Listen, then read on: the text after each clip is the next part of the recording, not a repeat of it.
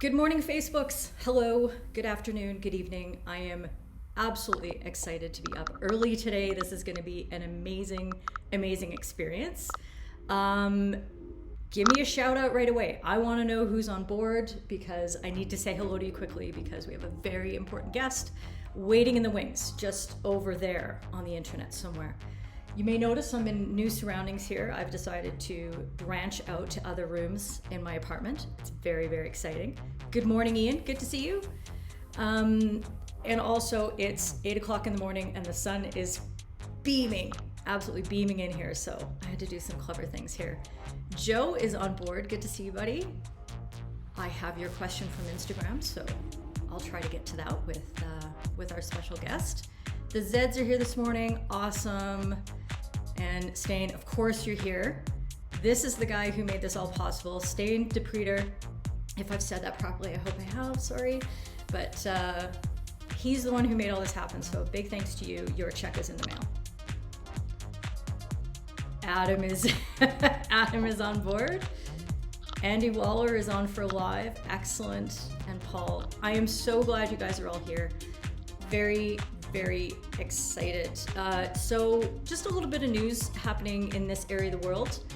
We just found out yesterday or the day before that we're going to start relaxing some of our shutdown restrictions on May 14th. So I think everybody's cautiously optimistic. We're glad that things are looking up in our area of the world. I hope that everything is going well for you guys. I know it's been a really long haul, but everybody that I know that I've been talking to, I think you've all been really responsible and really helping out with keeping this virus in check. So good work, and I hope you're hanging in there tight. I know it's a big slog mentally, so well done. Yakub is here. Hey friend. Robert Logan. Chevy, good to see you as well. Jono. And here he is, Raghu Prasad, as I knew he would be. This is awesome. Lim. Okay, so we are having our very first player guest on the broadcast. I think it was a couple weeks ago. It could have been Alicia Newman. It could have been somebody in the crowd saying, wouldn't it be great to have an international player who is actually in one of these games help us break it down and let us know what the game looks like from his perspective or her perspective? And I thought, that's genius, but I mean, who's gonna want to come on and talk about umpiring for an hour with me and with us? Well, guess what, you guys?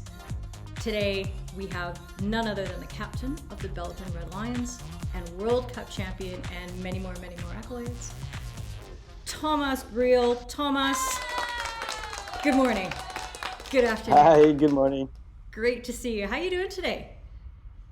Good. I'm excited. Thanks for having me on. Pretty original idea. I never heard about it. So it's gonna be interesting. Yeah, it's just one of those things that happened organically. And when the people ask, I say, let's deliver. Let's give the people what they want. So, we spend this time talking about certain scenarios in the game and things like that, but also there's going to be lots of questions that come in from the audience. So you guys at home, make sure that you're getting onto the Facebook comments and let me know what you would like Thomas to address.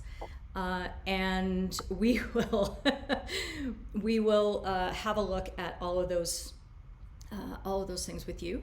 And we'll also watch some of the game together. Now, we're not going to watch the whole game, guys, at home, because it's a really long slog, and I don't want to keep Thomas too long. He's got lots of things he's got to get done tonight. So we are going to start at the third quarter, okay? So everybody, if you're watching, this should be coming up for you. So this is the cue for the third quarter on the live broadcast, and this is at 1 hour and 23 minutes if you're on the left hand side, and 53:56 if you're doing the little pulley cursor at the top. So, and if you don't have the link for the game up yet, here it's coming on the Facebook comments, but it is in the description, so make sure that you get there as well. Okay, now Thomas, I know you've got the game all queued up, so you're ready to go. I thought maybe before we start that we should, I don't know, break the ice a little bit and maybe play a game. because we were talking yesterday, and you admitted that maybe you don't quite know the umpires as well as you think you should. You know, names and faces and that sort of thing, right? Oh, I You did maybe No. mention that. So I thought maybe this morning what we should do is play a really quick quiz of name that umpire. Yes, we are going to Oh name no, that. no. Now don't worry. I'm not. This is not going to be the worst thing that's ever happened to you, and it's not going to be too hard. Okay, so we're going to start off, and I'm going to put the umpire's face where mine face is, and you are going to give it a shot. So here is our first question for you, Thomas. Let me get this up right. Okay. This umpire made history earlier this year when they umpired your match versus New Zealand. Now, is this, I have a multiple choice for you. Is this A, Ayanna McLean from Trinidad and Tobago? Is this Alicia Newman from Australia? Or is this Steve Rogers from Australia? What do you think? Which game was it? This was your match in the Pro League versus New Zealand. I think in Auckland, or maybe it was Christchurch. I can't remember. This was the first time that a female umpire had umpired a men's FIH Pro League match. Ah, cool. I didn't know that. I'm gonna go for Alicia Newman. And Alicia Newman is correct. Well done. See? You're aces at this. I had her nickname's Skippy, but anyway, I had Skippy on a few episodes ago, and she was an excellent guest. Okay, let me pull these off. Okay, you ready for the next one? Okay. Yeah. This gentleman received his golden whistle on your World Cup final match in 2018. Now, is this Simon Taylor from New Zealand? Is this Lim Hong Zen from Singapore? Or is this Adam Kearns from Australia? Adam. Hey! Look at that! You got it right again. There's the applause. I love it. See, you actually know your umpires really well. Oh, I'm trying to get this off. There we go. And I know the faces really well, but the name's not my best. Absolutely. Okay, let's try the last one here because I am losing my ability to get the right faces up. Okay. Yeah, that's easy one. Ah, there you go. Yes. Well, I've already got the check mark up there accidentally, so there you go. Jonas, I think he umpires me already 10 years or something. So. Yeah, I figured that might be it. I should have done this one first, and I picked this one out because I think that the video referral in the Belgium Germany semifinal at Euros that you guys did, I think that was the first time ever that we've had a video referral for a hand stop in the history of video referrals. And he was the guy on the pitch who sent that up to Paco in the video booth. So yeah, that was a good call. yeah, well, Very I mean, good call. it was a very good call for a very good referral by you guys. So congratulations on that. So there you go. There was 3 umpires who all made history in Belgium games, and I've actually been talking a little bit to a couple of them, and they're very excited that you're here because, you know, there's that connection. Even if you don't, you know, apparently know what's happening with them, that they always remember, hey, that was Belgium, and you know, Briels with the captain and all that kind of stuff. So it's very special to have you on. Thank you very much for coming. It's awesome. It's my pleasure. Yeah. Okay. So we are going to get started in very, very momentarily. I'm going to make sure that I have my game close enough to me. So there's the cue again, everybody at home. Make sure you're at 1 hour and 23 minutes. The reason that we're starting there as well is that the first quarter, absolutely nothing happened. But the second quarter, there was one thing that happened and that was quite interesting, and I'll show it really quickly here. Let's see.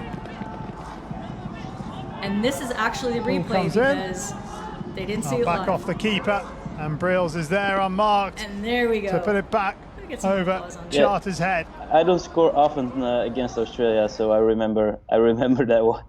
To be fair, I don't think many people score often against Australia, so that's a big achievement regardless. So there you go. So we are starting the game at the point where we have 1 goal up for Belgium, courtesy of yourself, and we're gonna get started. So if everybody's ready at home, I hope that everybody is cued, and we will get started with questions. Rob 10 Cat is here. Nirmal, this is great to see everybody. So Thomas, when you're ready, we'll get started. Third quarter in 3, 2, 1. Let's rock this. Okay.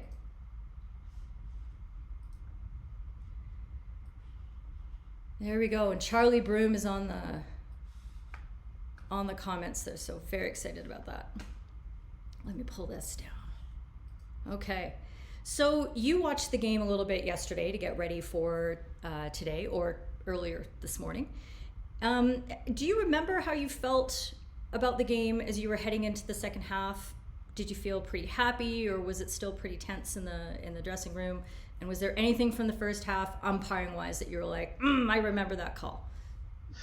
It's a bit a long time ago, so I don't remember really a call specifically. There are so many calls in the game. Mm-hmm. I remember some crazy things happened in the second half. That we will talk about later, I think. Absolutely. Yeah. But no, I think it was pretty balanced in the first half. We were pretty happy with the 1-0 up, and we had a really good feeling controlling the ball, having patience, a bit like you see now. I think we felt pretty confident going into the second half. Yeah, absolutely. The first half was such a game of possession. There would be a long stretch for you guys, long stretch for the Aussies. You'd get your opportunity, and except for yours, there wasn't any pan out from that. But it was really, it was very skillful and clean hockey. I think it's important, especially against Australia. We always, against any team, we try to hold the ball for long periods of time. And again, against Australia as well, it's never going to be a game where you score 5 times against them. So it's just about keeping control, I think, as long as possible, and then taking opportunity when you have them. Absolutely. Okay. So our first question that came through Instagram, these are actually 2 international umpires. They're very curious. And basically, combo question, have you ever umpired? And if you have, how often do you do it? I have. When I played for Dragons, actually the first team, they are obliged to umpire 2 games a year for the second team. Oh, great. Yeah, and it's pretty interesting actually as a player, because it's easy to give comments when you're playing, but when you're umpiring, then you see it from the other side. So I think it gives a lot for players as well to do it sometimes. And I found it pretty difficult, especially when the ball is far away. You get 3-4 players around the ball. It's difficult to see what happens. Yeah. So you've got quite a bit of empathy then for the challenges that are in that, and how angles really affect what you can see. I think when you get older, you have a bit more empathy. Maybe when you're younger, and but it depends if you're full of adrenaline and you're really convinced of something. Mm-hmm. Then it's easy to give a comment. Yeah. But I understand with the speed of the game. I have the impression every year the ball goes faster and faster. So I understand that nobody is superhuman. So Absolutely.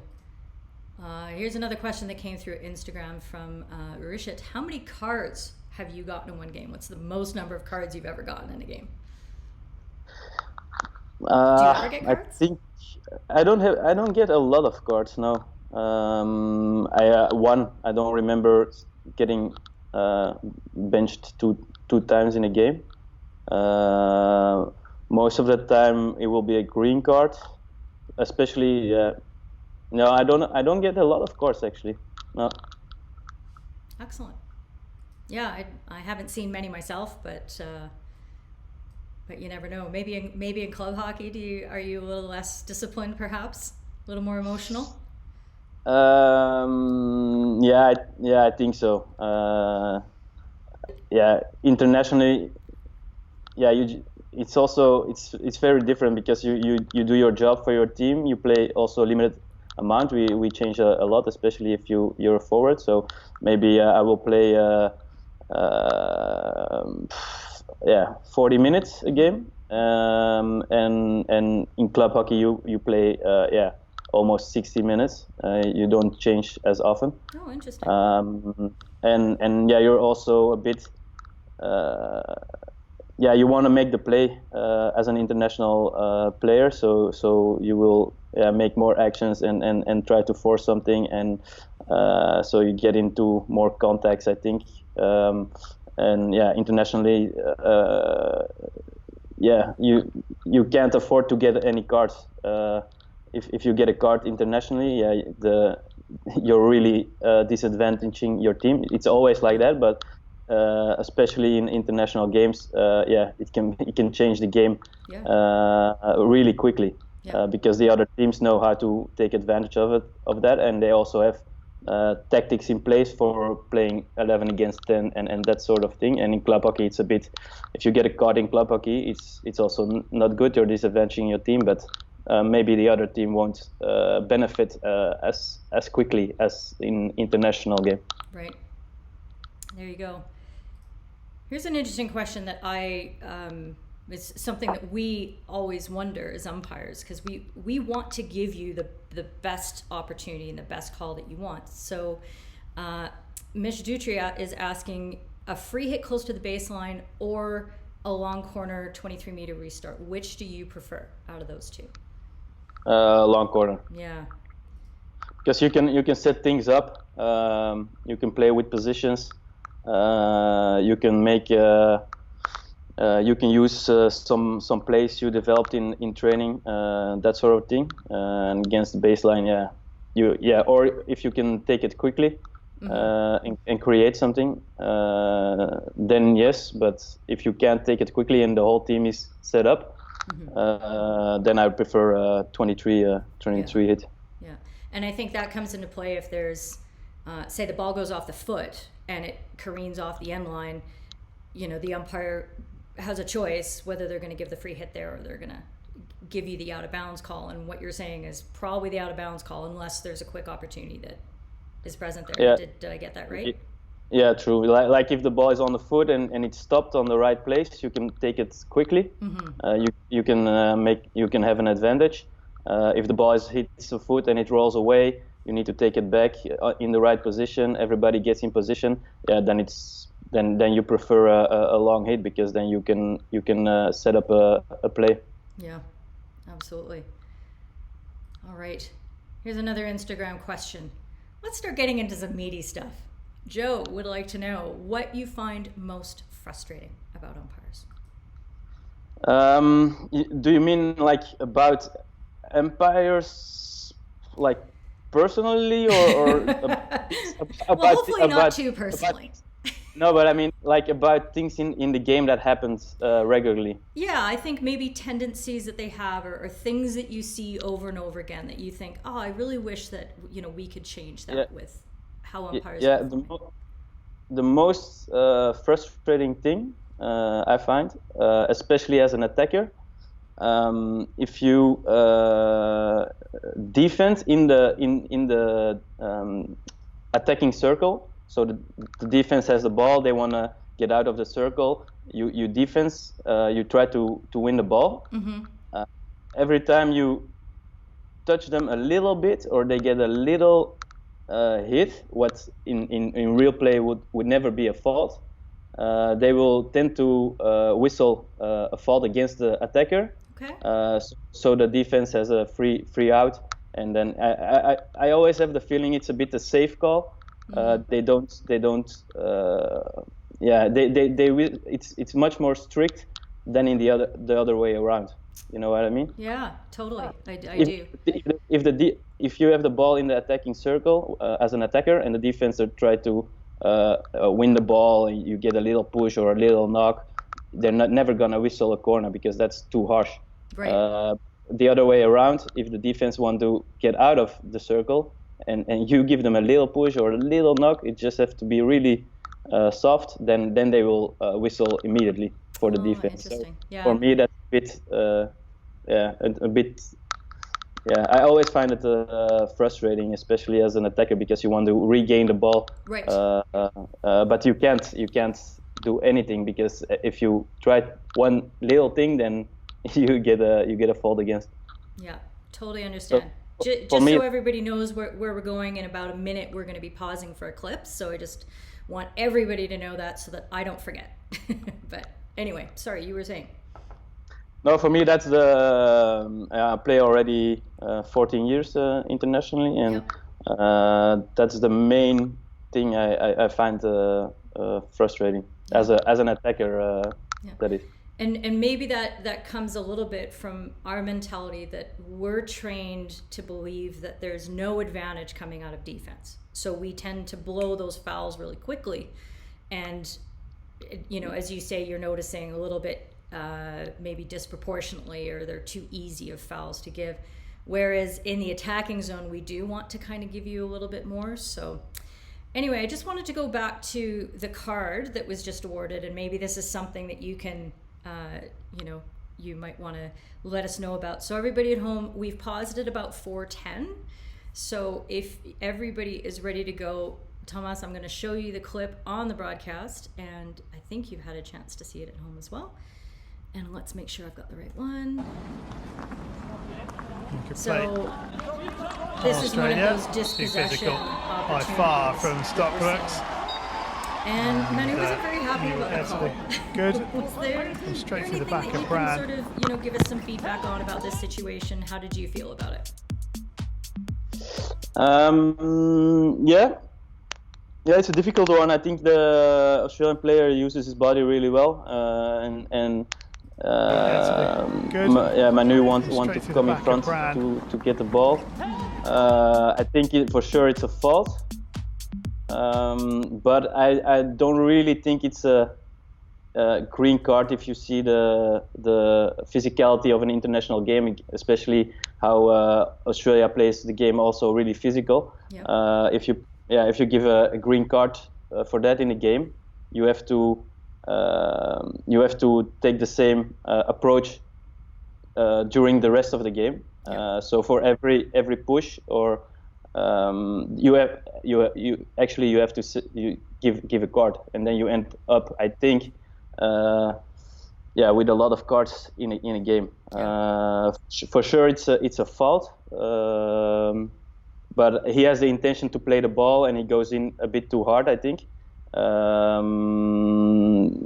But I think it's a pretty fast card to give, because there are a lot of physical things like that. Somebody wants to come in front, you bump into each other. I think you have to be careful giving too easy a card, because then you have to treat this every situation the same, I think. Yeah, absolutely. That's a good point. I want to follow up on one thing on that, but we will restart the game so that we can keep things rolling. I don't want to keep you for too long. So we're going to start again. We're at 4:10 left in quarter 3 for everybody home. So we're going to start in 3, 2, 1. Let's go. Do you think that that maybe umpires sometimes overreact to players that might be bigger, and the impact of their fouls looks like it's a lot more, whereas a smaller player can get away with maybe a little bit more physicality? Is that something that you've noticed? Because Stockbrooks is a really big player, and maybe that had a part to do with that. Yeah, it's also a bit the way how it looks. So some things can be really innocent, but it looks really clumsy or intentional when it's not. And some guys are really good in making making a fault, but making appearing it's not intentional or it's you know what I mean? Yeah, absolutely. Yes, it's just perception, I think, and sometimes it looks really bad, and then you see it in hindsight. You see the replay, and then you think like, okay, yeah, that was not so bad, but that looked really really bad live. Yeah. Yeah. Yeah, it's hard because I think we're really trying to strike a balance because we know how fast this game is, and we know how how dangerous it can be for you guys. And I think umpires, we're still trying to tread that line where we want to let you guys be able to play and be able to compete hard for the ball, but we're also trying to make sure that, you know, there's no head injuries. We're trying to make sure you stay upright and, you know, there's no knees going or anything like that. So I think in that situation, maybe the umpire, that was Simon Taylor, I think he was probably saying, okay, if I draw the line in the sand here, maybe that'll keep things in check for the rest of the game, because we know that it builds. Yeah. So the more and more physicality happens and we let it simmer at this level, then all of a sudden it goes to this level and then this level. And then all of a sudden we look like we're arbitrary because we let these go and then suddenly we take this one. Or, I think, you know, we've let this go and then this happens, but it has a big effect on the game, and then we card that.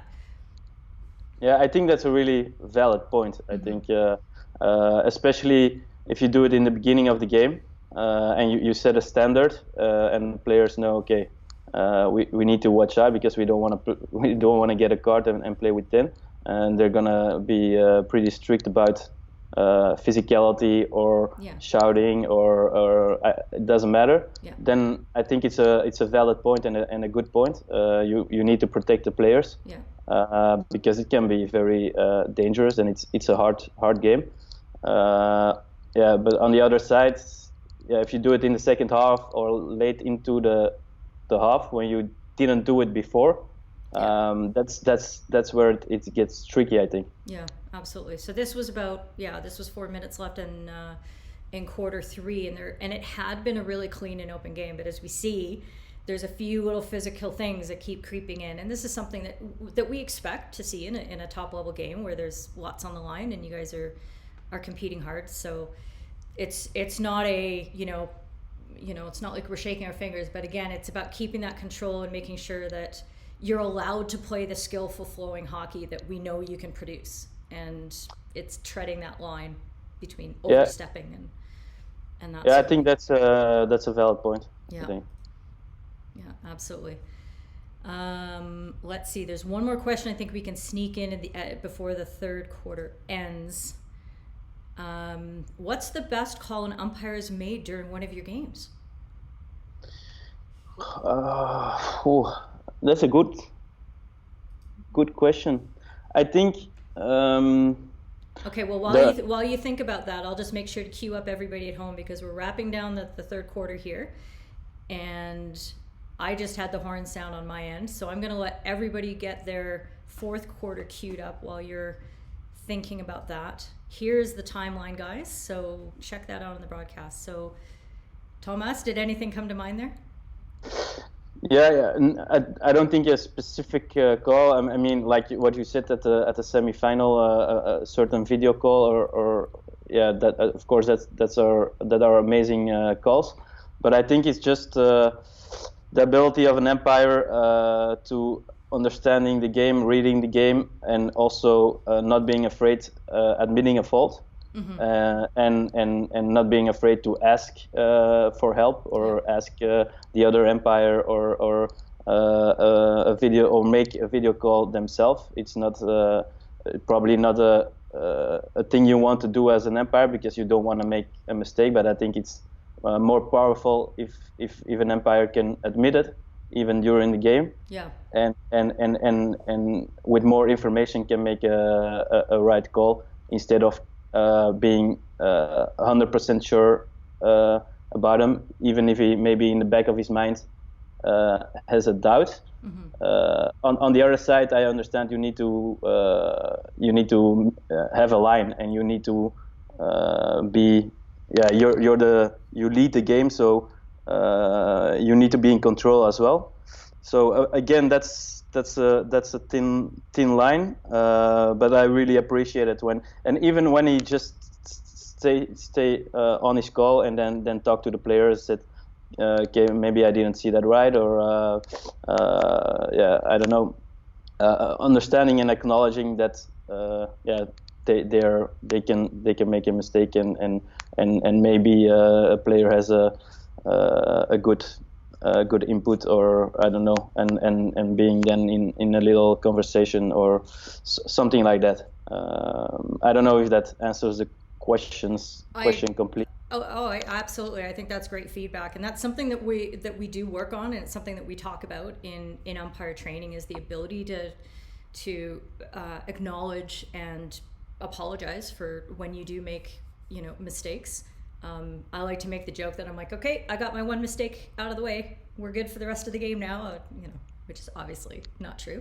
But I mean, yeah, like, yeah, apologizing is a big word, because we make plenty of mistakes during a game as a player. But just, yeah, I think knowing the fact that, yeah, you're not perfect and mistakes will happen, and it's a bit the way how you react to them, I think. Absolutely. Okay, guys, we're going to get started with the fourth quarter, and we're going to break away for a few clips here because really interesting stuff happens here.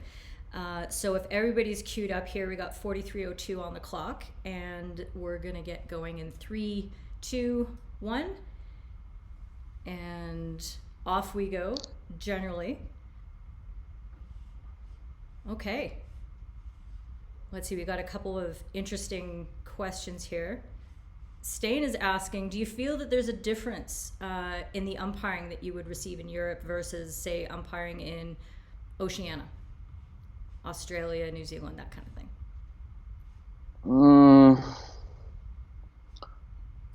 Do you feel those different styles around the world? It's difficult to pinpoint. I'm not sure if it's different styles per se, or it's just the different style of the person, the individual. Maybe some will be stricter. Maybe others will play more advantages. Some guys like to talk with players. Some guys want to be really strict and authoritarian. So I'm not sure, because internationally they're all on good levels, of course. So yeah, it's not like you play club level. Yeah. They all have coaching, they all have training, they have experience. So not pretty sure if it's cultural, but I think it's more personal style, individual style, I think. Yeah. Okay. Yeah, I think that's fair. That's good feedback too. So we've just we're at 14 minutes here, and we've just had the first penalty corner of the game, which is crazy. I mean, obviously both teams, you guys have been really disciplined in your own circles, and the fact that we got to the fourth quarter with only one being called at this point is pretty amazing. Just as that's getting played, John's asking if you think, in your experience, more cards are awarded towards the end of the game. And maybe the follow-up is, does that present a problem? I think so. I think it's a bit because the end of the game will be tighter, will be harder, more physical. Mm-hmm. So I think probably yes.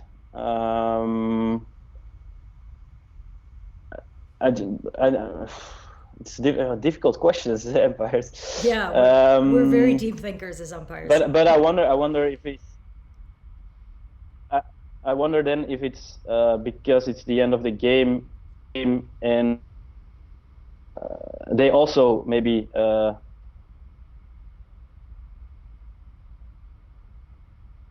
Oh, we might be losing you a bit. You're a bit frozen, but you might be coming back. Are you still there? Do you still hear me? Or yeah, I hear you now. Do you still hear me? Or? Yep, you're back now. Okay, just my face is frozen. It's okay. You weren't sticking your tongue out. You're fine. No, I think probably yes, and I think it's a bit normal. And maybe also for the umpires, the stress level will be higher. The adrenaline is maybe higher. There are more things on stake because if you make a mistake in the last 5 minutes and it's a draw, you don't really then you don't really want to make that mistake and be responsible for the end result of a game. So I imagine the stress level at that moment for the referees are also higher. So maybe they will make a call that they wouldn't make in the beginning of the game. Yeah, it's interesting because I've read some. There's very little on this subject in books, but I have read about football referees, like in Europe, for soccer for us. And they've found that actually the number of big decisions that umpires or referees make at the end of the game actually reduces. The more pressure and the more that the game feels like it's hanging on those decisions, most officials actually start to shy away from making those big calls. So it's interesting how the research is showing statistically it actually goes a little bit the other way, and that we don't want to make those big calls and we don't want to insert ourselves. So that's really interesting. So we've got our second penalty.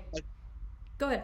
I think that's a bit a human action. You don't want to be responsible, but on the other hand, if there is only 2 minutes to play and something happens and it will be a big call, but you know it's a right call, then you need to make that call. Yeah. Absolutely. So unfortunately, Australia's just scored on their corner. Hayward, so he's pretty adequate, scoring. He's not bad. We're gonna give this a pause at about 11 minutes, guys. So just giving you the heads up there. I was looking for a quick question so that we don't get carried away, but I'm gonna hold. There's a couple really good ones here about what you'd like. Here's a little comment here that Martin believes that umpires step up in concentration the last 5 minutes because we realize that these are the decisions that the players remember the most, for better or worse. I mean, we can make big decisions at the beginning of the game that, there's a goal here, there's a yellow card there, all sorts of things, but it's the ones at the end of the game that you guys tend to remember the most. So yeah, it's very interesting. Yeah. So for me, this is when the game really starts moving. Obviously, we're now tied, but this is where we start seeing more of the real physicality coming in and sort of the breakdowns. And one thing that happened throughout this game were a lot of calls or a lot of third-party obstructions that weren't called. And here's one that's coming up right now. And Ogilvy's dribbling into the circle, and we're going to give it a pause right here at 11 minutes, and I'll go back to the clip. So Ogilvy's dribbling into the circle, and this was very consistent. The guys just let you guys play these through the whole time. And he throws the ball off his stick a little bit and doesn't get the penalty corner call. Skips away from one, and now we just go back to the clip Australia here. had the wind in their sails. Ogilvy going all the way here. Oh, must be another penalty corner, surely. No big shout, and there's no appeal to the video umpire. How do you feel about calls like that? Do you think that's legitimate, that the ball's been tossed away a bit and they're never going to catch it, so that shouldn't be a foul? That's. I think it was a good call. I'm a bit biased, of course, because I play for Belgium. No, I think you see the defender. He wants to play the ball. I think he also touched the ball and turns around, and Ogilvy gets obstructed a little bit, but he still can go for it. Mm-hmm. And the ball was pretty far from his stick as well. I think it's the right call, but if a referee thinks he's really blocked and he could have a shot on goal afterwards, and he awards a penalty corner, then it's I can understand his view. For me, this was not really the case. Yeah. Absolutely. Because yeah. So for me, this was a good. And in case you were worried, though, Thomas, it did happen several times to both teams. So the guys were calling it the same way for both of you. So your support of that call probably went against you earlier in the game. But I was just interested because it was a few times, and there's I think the players got if it's on with really, yeah, I think if it's really not really clear cut, and he would give a corner for that action, it's a pretty easy corner. Right. And like you said, then you have to do it in the same on both sides. Yeah. Absolutely. Okay, guys, we're going to restart the broadcast. We're going to be starting again at 9:10, just so you know, but we're here at 11 minutes to go in quarter 4. Starting in 3, 2, 1, and we're going. This is I think this is the segment here where pretty much right away there's a couple little fouls, and then you can hear, I think it's Wetton puts up and says, "Oh, mate," and it gets completely caught on the microphone and broadcast.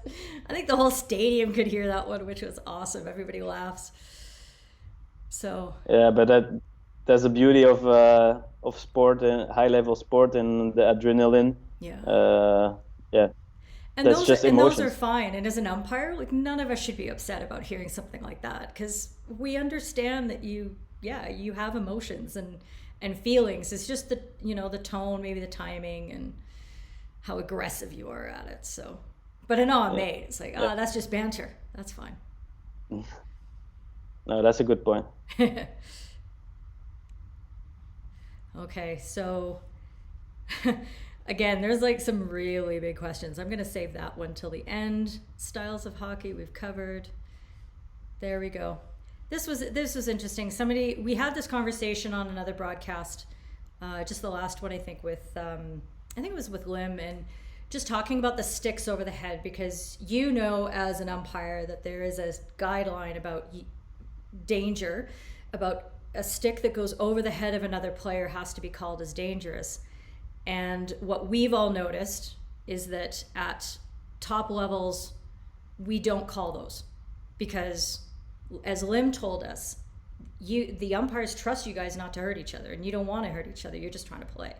Does that make sense to you? Does that annoy you if that ever happens? Yeah. No, I think that's the right way to look at it, because all the players internationally, they have such high skill levels. It shouldn't happen that somebody lifts his stick and hurts another guy. Yeah. I think you need to keep the flow of the game and understand the skill level of players. If something happens, most of the time it's not intentional. Yeah. I think there are a few players on the field that intentionally want to hurt other players, but it can happen in certain crucial moments, stress moments. You never know what happens during a game, during two players. Yeah. Then you have to be really alert, I think, as a umpire, and you have to feel the situation and the tension. But like you said, if you're gonna whistle for every rule in the book on international level, then it's also you need to keep the flow of the game, and I think you need to understand the skill level of the players. Okay. So everybody, you're probably at the point in the broadcast where Craig's just scored on the penalty stroke that was awarded by Regu a couple seconds ago. So if you can all pause, we'll just go back to that really quickly again, because it's your buddy Manu again who's gotten himself into a little bit of a pickle, and I thought maybe you might have a comment on this one too. So we're going to go to the clip on this one.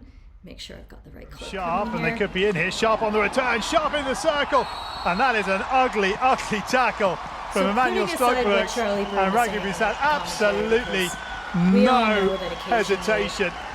The commentators have Wotherspoon with the ball back. Stockbrooks here. Maybe color the way we look at things. If he'd got the ball the first time of asking, it would have been a clean tackle. He missed it. Yeah, I think it's a right call. The first time of asking would have been a clean tackle. He missed it and completely like you said, I think he wants to touch the ball. He misses the he misses the ball here, and he touches the player in the circle, and a player that can shoot openly. Mm-hmm. So I think it's always a penalty stroke. If it would be on the other side, I would be not happy if we didn't get a penalty stroke. I think if he just jabbed the ball away in time, and then maybe when the ball is away, he maybe touches him. That's another discussion. But I think there's no real discussion in this situation. Yeah. Okay. I find it interesting because we're getting to that stage now where there's so many reverse tomahawk shots, and the player, attackers are carrying the ball on, say, the reverse side of their body, and somebody comes in to try to tackle from that back side. So sort of what Manu was doing there, but flip it around instead of strong side. Say Sharpie was going reverse, and they try to jab the ball from there, and then they get caught with a backswing. How do you feel about that kind of play? If you're an attacker, obviously, and you're about to take a tomahawk, and suddenly your stick hits a player coming from behind, how do you feel about that? You never want to hit a player, of course. But no, I think when you're getting ready for the shot, your stick goes back, and the player jabs the ball. I think then probably it's a dangerous play from the guy who wants to shoot the ball, because the defender has the ball before the shot. But when you want to take the shot and he wants to jab the ball, and during your shot you touch his stick, because he's behind you, and you can't take the shot because his stick is in the way and he didn't touch the ball yet, then it's a fault for the attacker who can't get his shot away. So I think it depends of the timing when he gets the ball, or when he if you just hit his stick, you don't see him, you hit his stick just before you take a shot, and he didn't have the opportunity to take a jab, then it's a fault for the attacker and should be a corner. Yeah. Okay. That's good to know, because that's something that it's starting to happen more and more. I think defenders are getting really brave coming in from the quote unquote wrong side, and we all know that there is no wrong side, but that aspect is there, and sometimes they're getting injured, and it's really hard as an umpire to call that against the player who's gotten injured, but they're the ones who have put themselves in that really dangerous spot. So again, we want you guys to be able to compete, but we also want you to be able to go to your podiatry practice the next day, or whatever the case might be. So there you are. Okay, so we're going to restart the broadcast. We are just starting. It's about 9:08, and the whistle has gone to restart the play after the goal. So in 3, 2, 1, and off we go. There's been lots of comments on here. Okay, Joe, I'll try to turn down that commentary on the clips.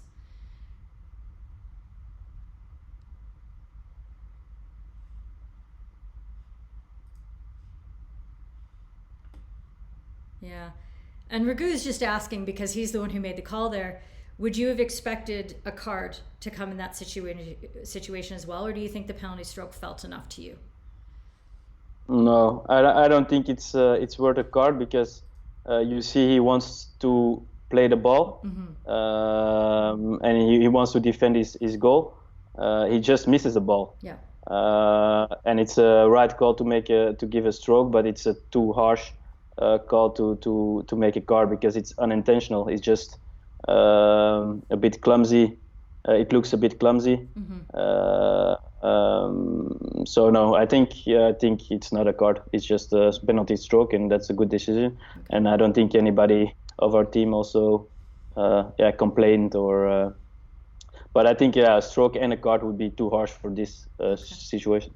You would probably expect only to see the card if maybe it was something like a non-hockey play, like there's something extra in there. There was a push, or something where clearly it's not about getting the ball.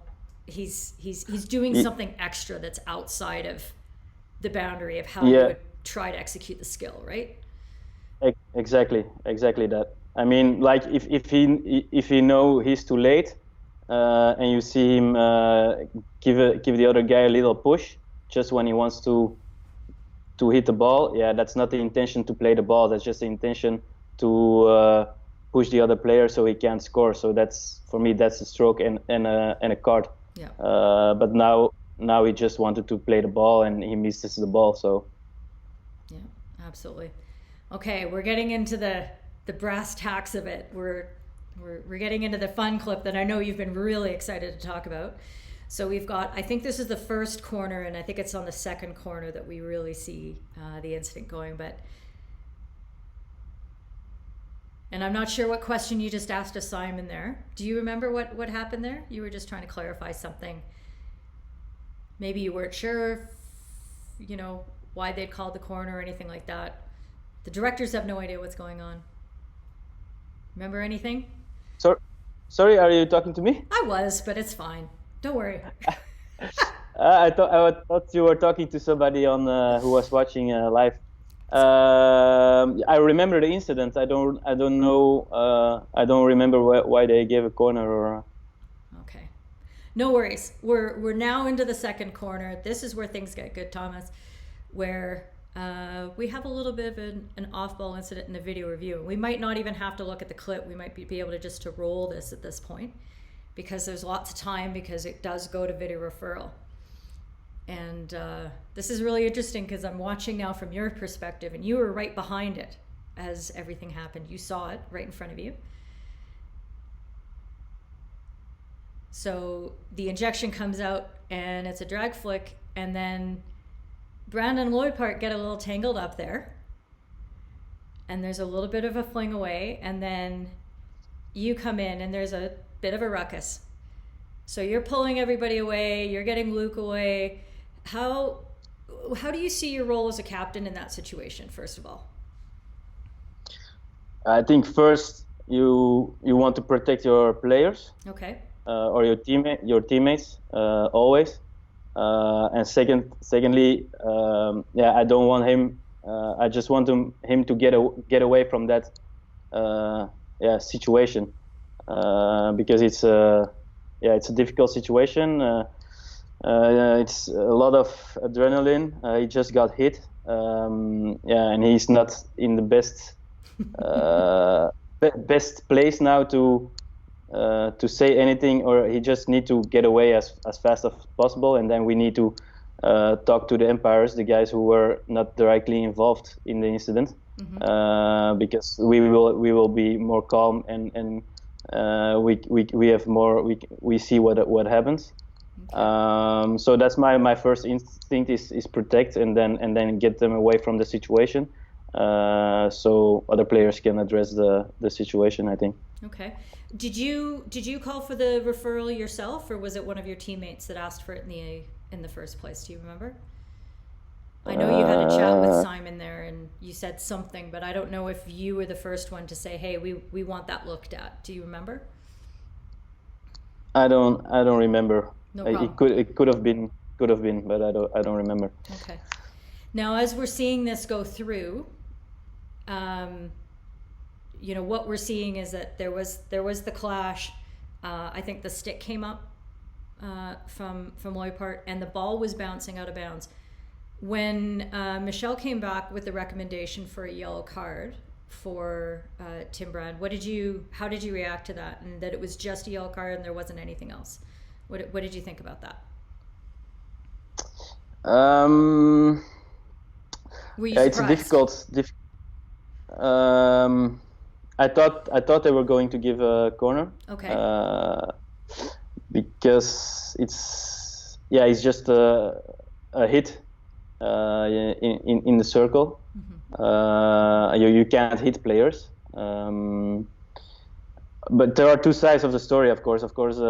From my perspective and from Loic's perspective, they get tangled up, and then he makes a hitting move to Loic.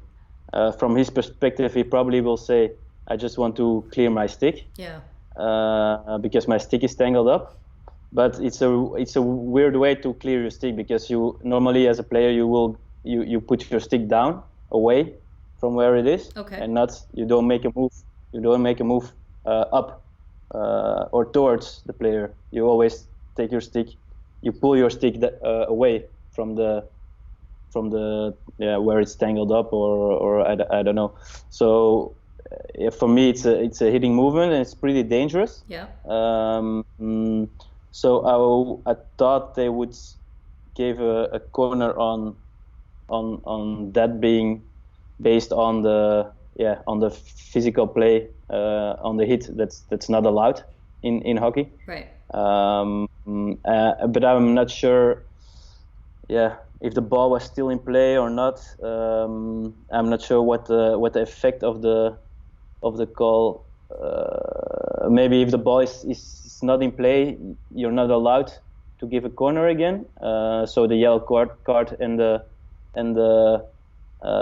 free hit out or the long corner is valid. Yeah. So yeah, I'm not sure what the exact rules are in this situation. Yeah, I think there's a couple aspects to that. First of all, we want it, the way that the rule is worded, we want to make sure that when we're giving fouls, it's because something has been committed against a player and stopped them from doing what they want to do in the circle. So like you noticed, actually the ball had, it was bouncing out of bounds. Maybe it hadn't quite gotten out of bounds right at the moment where the impact of the stick in the face was, but it was certainly going there. Nobody was going to catch it. It was away and away. So in that situation, it didn't stop Loic from getting the ball or taking a shot or anything like that. So I think a penalty corner, we want those team penalties to reset the balance. So if a foul takes something away, we want to put it back to even keel. So I think would have felt so it's a little weird. It's a valid point. I think you're right, because there was no other player also able to score, or if I think about it like that, I think that's a valid point. Yeah. Would you have expected more than a yellow card there? Or did you think, would you have expected, say, a red card to come out, for example? No, I think a red card would be too harsh. It's really somebody. This is a reaction. It's not a good reaction. So I think it's a yellow card because it's a hit, and a 10-minute yellow card. But it's still in the game and a reaction in a situation. It's not like he's turning around, looking intentionally, and giving him a hit. Yeah. So then it's a red card for sure. But I don't think this is a red card. But it's I think again, if you see the whole picture, it's probably the right call. A long hit and then a long corner and then a yellow card for the guy who hit him. Okay. And now that that's all occurred, we've got about 3 minutes left in the game. You guys are trailing by a goal. How does it, does that impact what you're doing at all? Now, obviously, you're up a player, and as you talked about before, you've got tactics in place to take advantage of that situation. Is it just like, hey, we're getting down to business, or is there still some emotion in there where you're a little bit angry that something dangerous happened to one of your players? No, it's just business. Okay. We know what to do. We know what the score is. We know the way we want to play, and we will play that way until the end of the game. Yeah. And trust that we will create 2 or 3 chances to. Or one big chance to tie the game or win the game. Yep. So I think the incident is pretty. Yeah. Now we're just concentrating on what we have to do, each player, what our role is, which positions we need to take to give ourselves the best chance to score a goal. Yeah. Absolutely. So we've got about 2 minutes left in the second quarter, and Australia gets the fourth quarter. Or fourth quarter, sorry. I meant second half. What? We're close. Big opportunity though, but managed to keep it out. And things are tense and tight. I find it interesting that we've had a few big decisions, and generally you've said those are fair decisions, and we're pretty happy with it. Does that help you stay focused on your jobs, that you're not worried about what the umpires are calling? Is that something that you do specifically? Like, I will not be concerned with what the umpires do. Is that a mental strategy for you, or are you just happy that it happened to happen in this case? I think it's a mental strategy, and it's also pretty individualized for each player. But it's really important. But we need to learn. You evolve as a player and as a person as well, and you need to learn and manage that. I mean, if I was younger, I was really bad at it. But you just know you can't afford to get carried away too much, because you have a job to do. And if you get carried away too much, you're concentrating on other things. You're concentrating on the referee. You're concentrating on the opponent. And you're not doing your job for the team, so you're letting your team down. But it's very easy to say this in a chair at a desk. But when you're on the pitch after 55 minutes, the adrenaline is really high. You want to score. Then it's another story, and that's the thing I think every player needs to learn and cope, and some players are better in that aspect than others. But it's an important aspect, I think, especially for a player, because if you have that mental strength, it means you can focus on your job and what you have to do, and you can think clear in important moments and make right decisions in important moments. Yeah. So you've worked on that as an individual, obviously, and like you said, you've gotten better at that over your career, and took over the captaincy in 2018. So obviously you've shown that discipline. Is that something you work on as a team as well? It's something we talk about a lot, especially the way we want to be perceived as a team, to the referees, but also to the outside world. Who do we want to be? And we want to be a team that works for each other, fights for each other, don't complain to the referees, work hard, run back, keep our mouth, but protect our players, play for each other. That are all things that are part, I think, and getting distracted with referees or with calls is also a part of that team culture that you work on, but then it's more work off field. You talk about it, and Okay, good stuff. That is really interesting to hear, and umpires everywhere are glad to hear it, because you guys are the role models, and players all around the world are going to look on that and say, we want to be like the Red Lions. So that is really great to hear. So we finished the fourth quarter now, and we're going to go into the shootouts. I don't think there's anything super contentious in here, so I didn't clip anything, but if there's anything that you see in these shootouts that you want to talk about specifically, go ahead and say, hey, let's look at that again, or let's talk about that again. But the cue for everybody at home who have to fast forward through, the shootout is at 13:49 or 1:40:28. So we'll give everybody a couple seconds to get there. Does it feel like forever when you're waiting for the shootout to happen? Because it seems like it takes a long time to get all the technical things together and all that. I don't know. I didn't take them in the World Cup final or in this game in the Pro League. So you need to ask the guys, but I don't have the feeling it takes that long. Okay. I guess you're coming down from the high of the super intense push, because it's just that 60 minutes, and you're giving it everything right until the end, and then to have a few minutes maybe is kind of a nice thing to be able to calm down the adrenaline and then focus on what you need to do for the shootout. Yeah. And I think so. Yeah. Even though you're not one of the 5 who are stepping up, you still have a role to play, don't you? You know, you have a job as a captain particularly.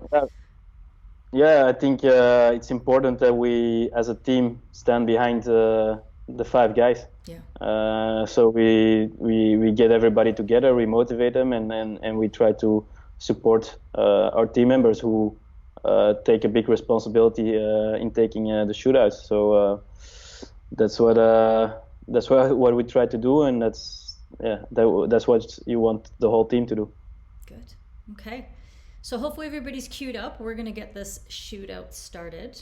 And 3, 2, 1, and off we go. And you guys are kicking off.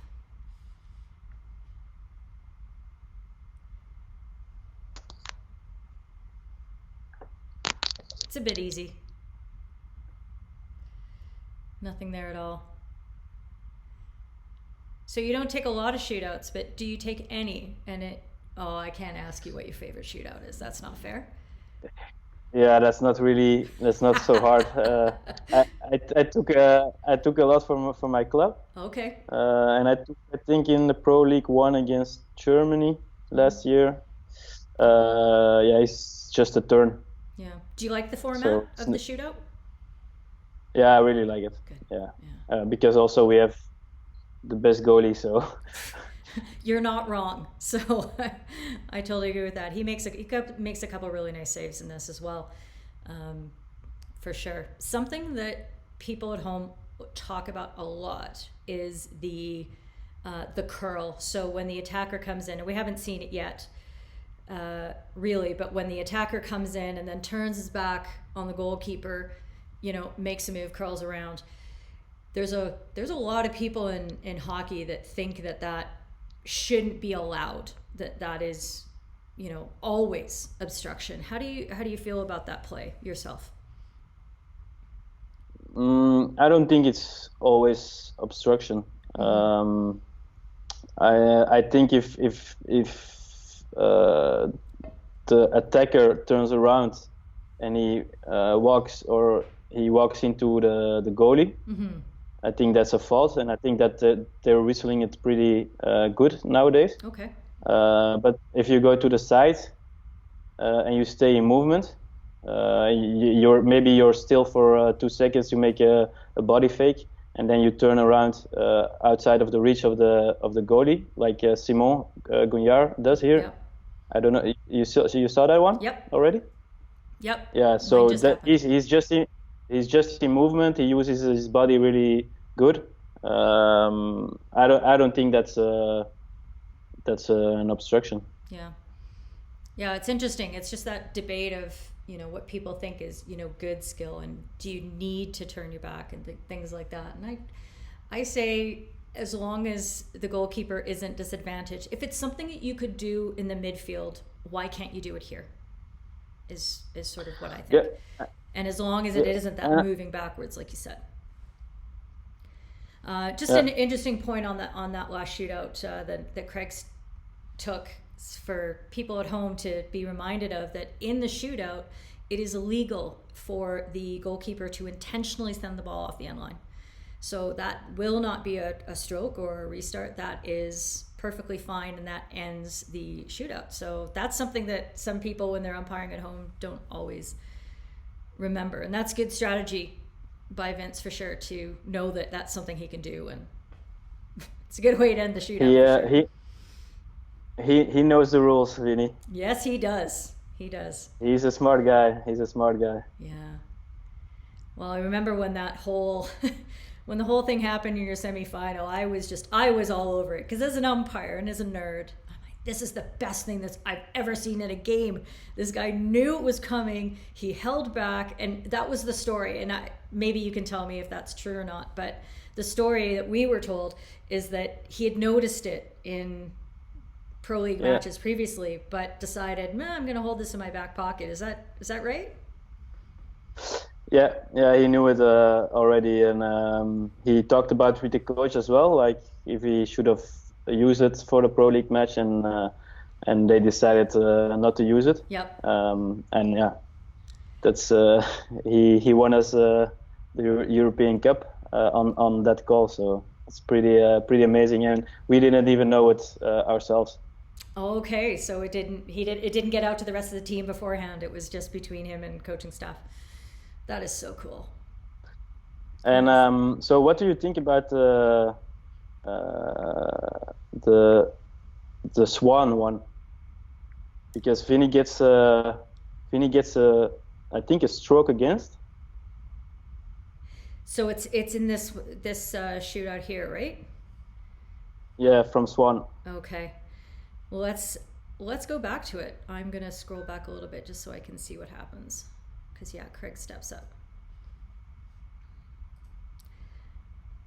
I did have impressions, but now I don't remember. Okay, I'm watching it again.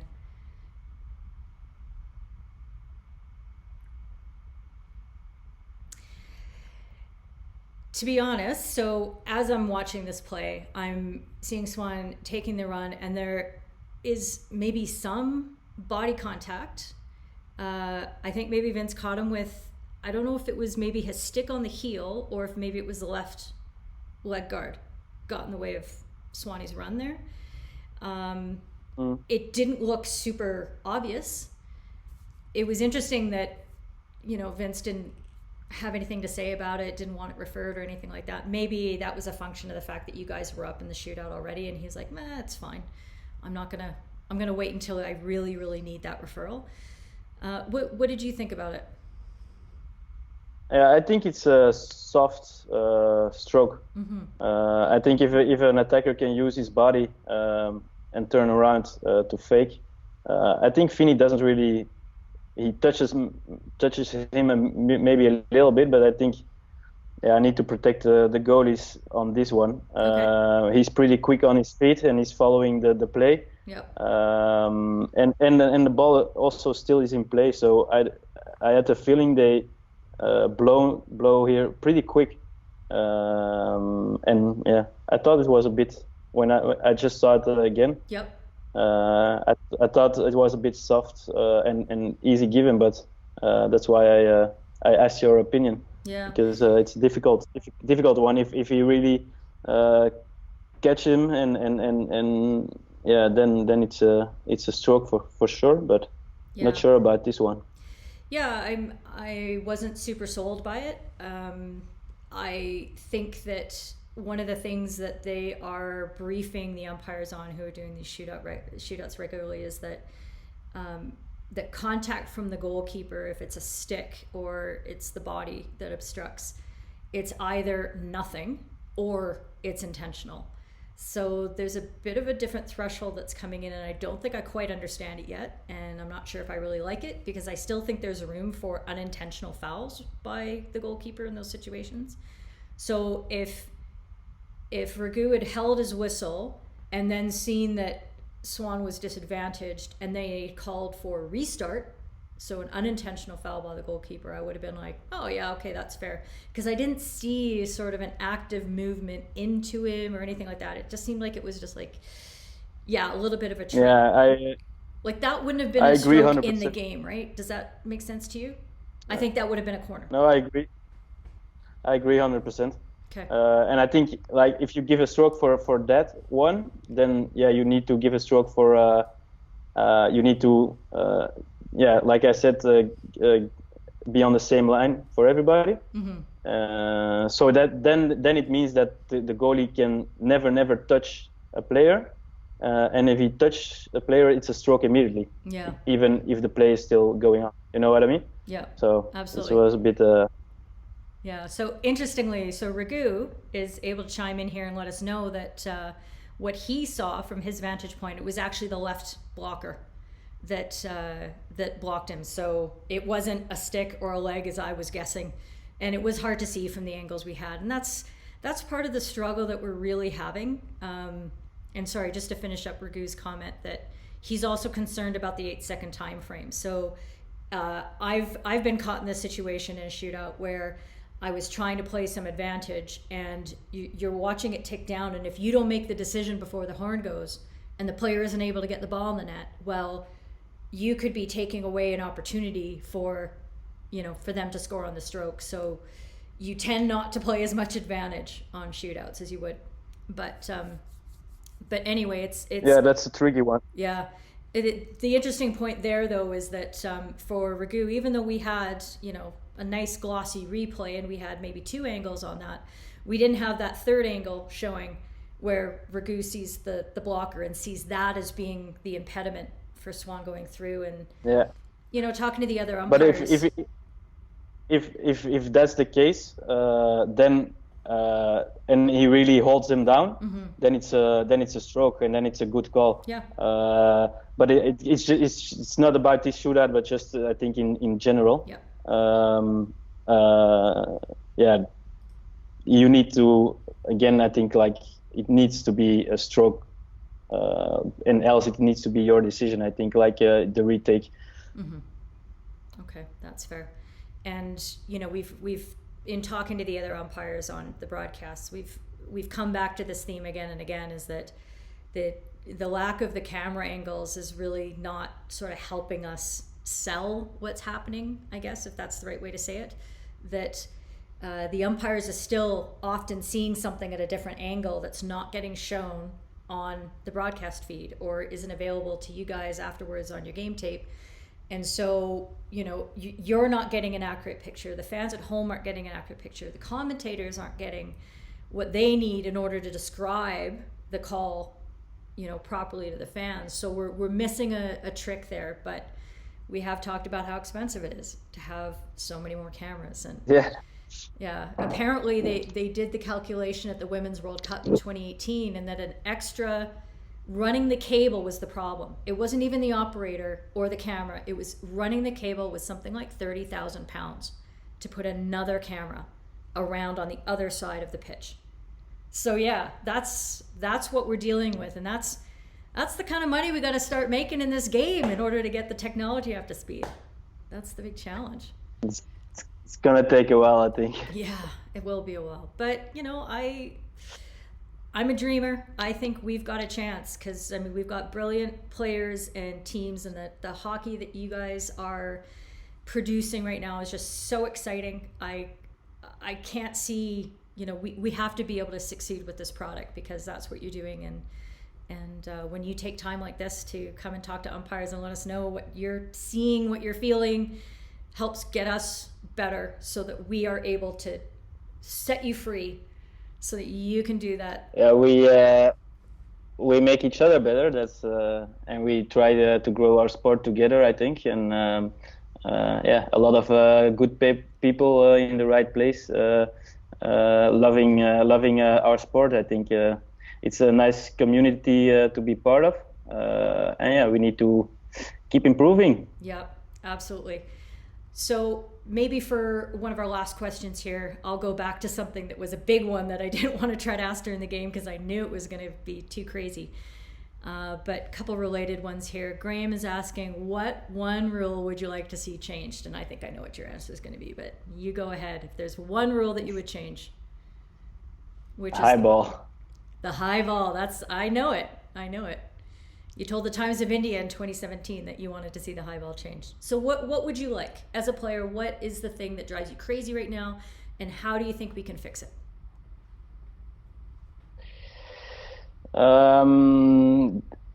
Just the different calls. It's always subjective. It's always it's never. You just never know which way it's gonna go, and that's really difficult. So for me, if a player can receive a high ball and the other one is on 2 meters, just let them receive the high ball and play the duel. If it's a clean duel, the players let him receive the high ball, even if he's not perfectly at 5. Okay. Just bring it down. We have enough skill to bring it down, and then try. He can make a clean tackle, or you just play the game. Okay. If you see a guy is gonna receive the ball and just when he receives the ball, the player touches him or goes in for the ball as well, okay, then maybe it's a fault. But if you just if the player, I don't know. I think there are better ways to, and it's a difficult one because you don't want to bring in danger to the players. Yeah. But on the other hand, on this level, on the other side, sorry, it's on the other hand is a Dutch say.